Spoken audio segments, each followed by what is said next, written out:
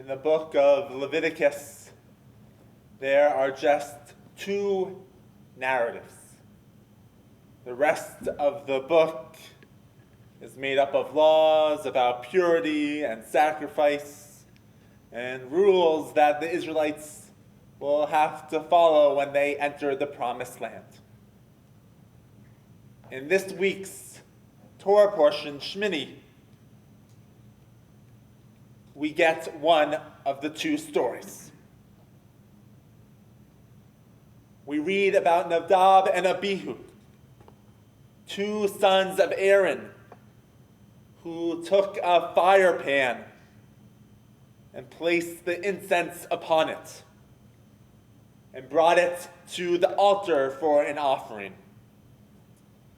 The fire they offered had not been authorized by God, nor had they been commanded to bring it to the sanctuary.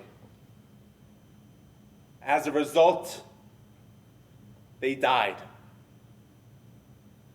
Hearing and seeing God's judgment, Aaron, their father, becomes silent.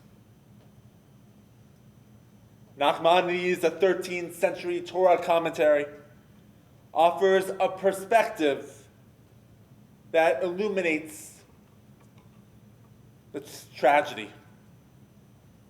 Nachmanides interprets the Hebrew word vayidom, to be silent, to actually mean he became silent. And so Nachmanides believes that Aaron had cried aloud and then was silent. According to this interpretation, Aaron first expressed his grief and only afterwards fell silent. Rabbi Matthew Berkowitz, dean of the JTS program in Israel, marks that Aaron's subsequent silence is contemplative silence, not one of full acceptance, but rather one of struggle. It's an attempt to understand the mysterious way of life. As we mark Yom HaShoah, Holocaust Remembrance Day, silence is used to mark this horrific event. Silence from Shoah survivors who could not speak about what they experienced. Silence and shock from Jews around the world who were dismayed that they were bystanders. And silence by others trying to comprehend these crimes against humanity. Silence became a coping mechanism of trying to understand what had happened, how it happened. Silence was also a way that our Jewish community began to remember the Holocaust. In Israel, yesterday, for 2 minutes, there was a siren, and Israelis stood in silence. They stopped whatever they were doing to remember the 6 million. Silence is a powerful way for us to remember. We need to have those moments of reflection, and we've had them tonight. The opportunity to think about our own loved ones, the millions of Jews' lives who we have lost, and dream about what our Jewish community could have looked like. We need that silence. But we can't be silent forever. And we learn that from Aaron too. Aaron is silent. He takes time to reflect, to grieve, but he also knows that he must carry on his son's legacies. How does he do this? He follows through with the leftover offering from his sons and offers it to God. He moves from silence to action.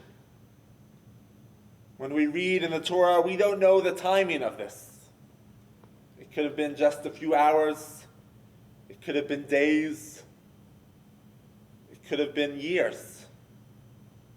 But what we do know is while he never forgot the deaths of his sons, he was still able to carry on their legacy.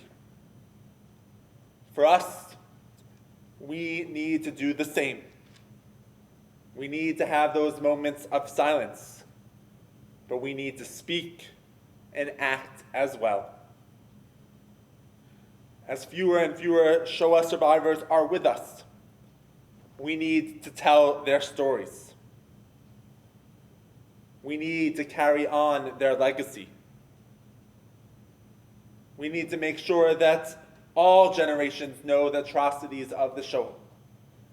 That is why every year in our religious school, we bring a survivor in to tell their story, so we can retell it too.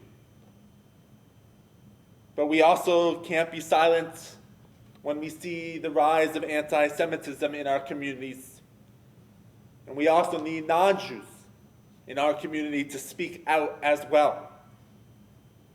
Just recently, in the Westfield Public High School, swastikas were found in the bathroom. It was important for our community to speak out, but also for school administration and local politicians. They needed to speak out forcefully after these anti-Semitic incidents. We need to raise awareness, and we need, personally, to call out friends or strangers who we hear say an anti-Semitic joke or slur. And it's not just anti-Semitism.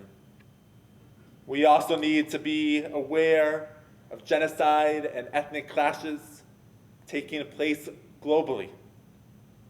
And we need to speak up, put pressure on our governments and governments around the world when horrific events are taking place.